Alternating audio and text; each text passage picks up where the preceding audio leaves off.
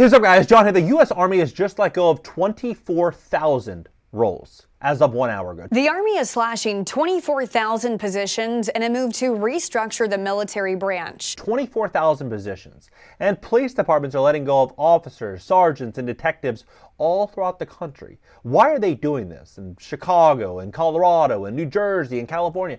Why are they doing this? Well, they're getting ready to replace a lot of these roles, a lot of these American positions, with migrants. Millions and millions of migrants have entered through the southern border over the last several years. A sharp increase in Venezuelan arrivals is contributing to a recent spike in migration along the U.S. southern border. Some estimates are as low as 3.8 million. Some go as high as 7, 10, 11 million.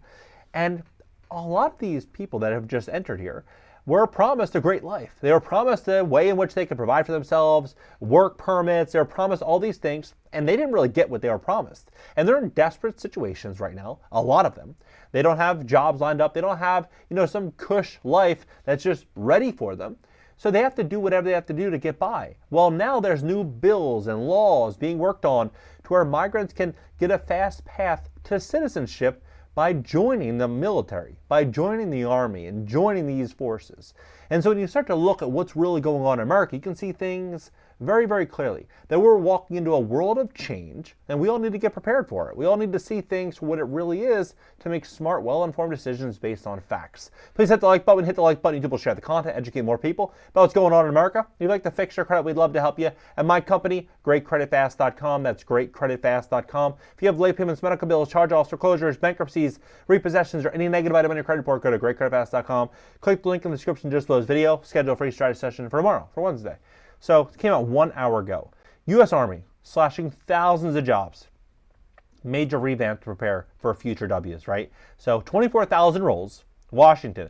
The U.S. Army is slashing the size of its workforce by 24,000 or almost 5% and restructuring to be better able to fight the next major W, right?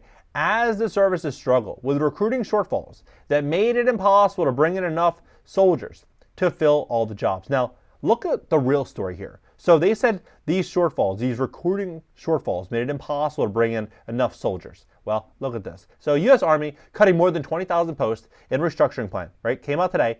Then U.S. Army cutting 24,000 amid recruiting shortfalls, right? But you remember this. They let go of 8,400 members for refusing it.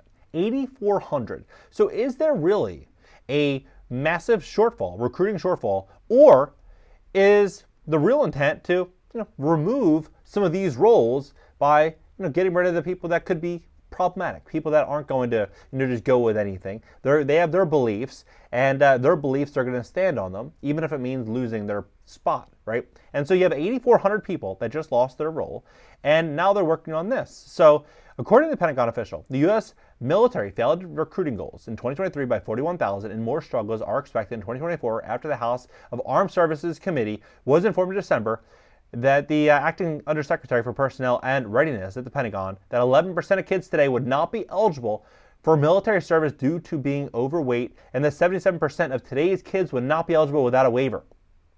So then this bill comes, right? This bill comes out last week, right? It was 6 days ago.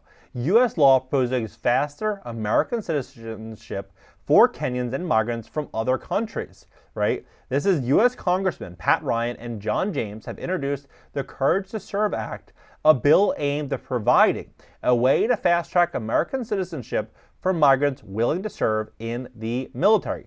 The legislation seeks to address two pressing issues in the United States: the challenge of integrating migrants into society and the ongoing recruitment struggles faced by the American forces.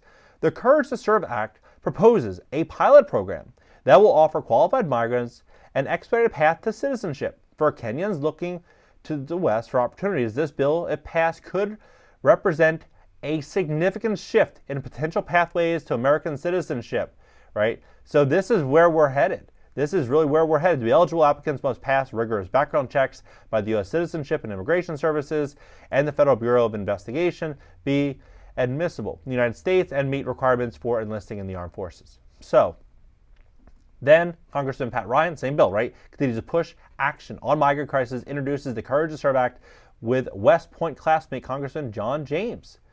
And this today, Congressman Pat Ryan, alongside his West Point classmate, Congressman John James, introduced the Bipartisan Courage to Serve Act. The bill will create pilot programs that would provide an expedited path to citizenship. Now, this goes a lot deeper than just the U.S. Army. So, in this, for example, this ability to serve in the military, the legislation addresses two challenges facing the United States: an influx of migrants who are looking for work, and a better way. And they're actually not just looking for work; they're prevented from being able to work in many cases because they're unable to get work permits. So they're basically given this one option in some cases, right? So building a better life for their families and contribute to the country, as well as recruitment crisis within the ranks of the armed forces. So they estimate that between 3.8 million and migrants have entered the border. Some are saying closer to 7 million, 8 million. Some are saying so. You can come to your own conclusion, but regardless, it's in the millions, right? It's in the millions. And so when you have this situation where a lot of millions of people can't work legally, like a lot of them are unable to actually get a full work permit. So migrants can't get work permits. States thought fast work permits would solve migration. Why Biden can't expedite work permits. Then, he fast-tracked some work permits here. Why many new migrants in Denver can't get work permits. Many migrants are ineligible for status, allowing for work permits. The reward expedited migrants, you get the idea, right? So they have 3 routes to get permission to work, right? How do you bring a lot of people to a country and you make it impossible for them to work, right? Why would one do that? Well, you would do that if there's a plan, if there's some type of benefit. Otherwise, it doesn't make any logical sense. It does not make any logical sense because regardless, maybe let's just say hypothetically, they're all really, really nice people, right? If you put a bunch of really nice people in a situation to where it is very unfavorable and they don't have many options, they're not going to turn into nice people because they're going to have to do whatever it takes to survive, right? So regardless of who the person is, it's just survival. You ever see National Geographic? You see the animals in the wild. People do and animals do what they have to do to survive, right? When you put millions of people into a situation and they need to survive, things will be as they be, right? They'll do whatever they have to do to make it, to survive. And so the easiest path is likely going to be joining the military, joining the army, doing what they got to do. So ICE will face a $500 million budget shortfall for border security unless Congress takes action, official says, right? So look at this. You have the military, you have what's going to the police departments, you have the work permit situation, and then now ICE is walking into a deficit. I mean, think about this. $500 million is almost no money if you look at how they spend money today. But it's not getting filled. Why isn't that deficit getting filled? Why? So when border security provisions were stripped from the National Security Supplement Bill in the Senate last week because Republican opposition, a doomsday clock began ticking for cities struggling to cope with an influx of migrants and federal agencies bracing for a new surge at the border. 2 Department of Homeland Security officials told NBC new Migration and Customs Enforcement is now forecasting budget shortfalls of $500 million unless Congress takes action. Other areas of the department, including Customs and Border Protection, are facing similar shortfalls. So you look at this, Customs, Border Protection, ICE, you start to look at all these are facing now shortfalls, right? So at that rate, key areas of ICE operations could run out of money by May, right? Just in a few months. Under the bipartisan border deal, DHS was supposed to get more than $15 billion to do things Republicans have demanded, such as removing people, right? And so you start to look at all this, you're like, all right, well, maybe it's just that. Maybe it's just coincidences after coincidences after coincidences. But then, NBC News reports that new laws remove obstacles for DACA recipients who want to become police officers. California and Colorado have passed laws that would permit non-citizens authorized to work in the U.S. to become police officers, while New Jersey and other states consider similar legislation. As police departments struggle to recruit and retrain officers, some look to a previously untapped pool of applications to fill job vacancies. States, including California and Colorado, have begun to pass laws that would permit non-citizens who are authorized to work in the U.S. to become police officers. While others, such as New Jersey, most similar legislation, the arrivals make recipients of the Deferred Action for Childhood Arrivals, or DACA program, eligible for law enforcement work. Beneficiaries of the DACA program have historically been barred from holding jobs in law enforcement because of various provisions in state laws. The DACA program, which provides protections against deportation for people who arrive in the United States without legal status before turning 16 and who have lived in the country continuously since 2007, has about 580,000 active recipients in the United States.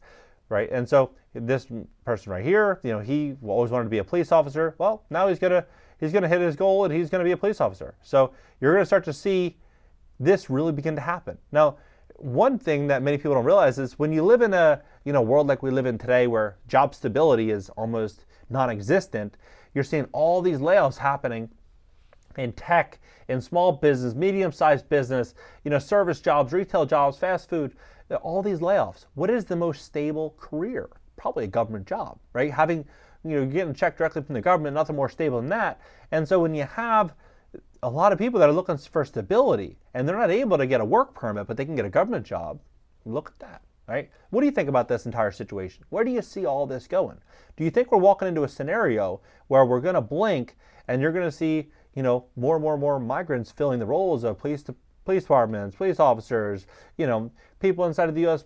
Army and different key roles with migrants? Let's have a conversation about this below. And if you'd like to fix your credit, we would love to help you at my company, GreatCreditFast.com. That's GreatCreditFast.com. If you have late payments, medical bills, charge-offs, foreclosures, bankruptcies, repossessions, or any negative item in your credit report, go to GreatCreditFast.com. Click the link in the description just below this video and schedule a free strategy session for tomorrow on Wednesday, and I'll catch you next video.